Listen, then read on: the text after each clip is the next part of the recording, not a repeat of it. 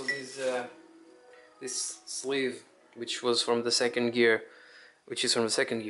is worn because you can see the difference between the teeth. These teeth are new. They're not used up, and these ones, which are the ones on the side of the second gear, are all mangled. You can see they're all very shiny, so material went away from this. You can see these ones are darker because of they still have the paint on it, on the end of the teeth. That's it. So this is also garbage. I bought a new one,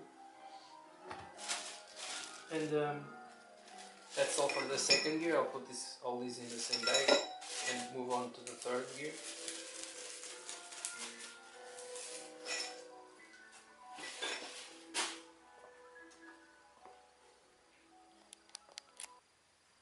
To inspect the forks and the sleeves, the tolerance between these two parts, which is the sixth step of the inspection, you get your 0.8 blade, which is the maximum clearance between these parts, and you try to insert it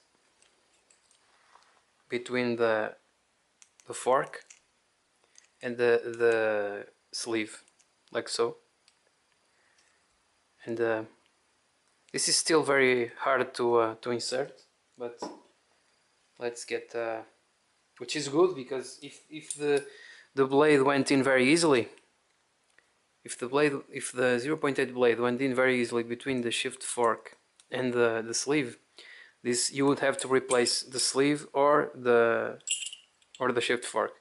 Since it's not, well, I cannot get the blade in there, it's good because it still has some material left to spend.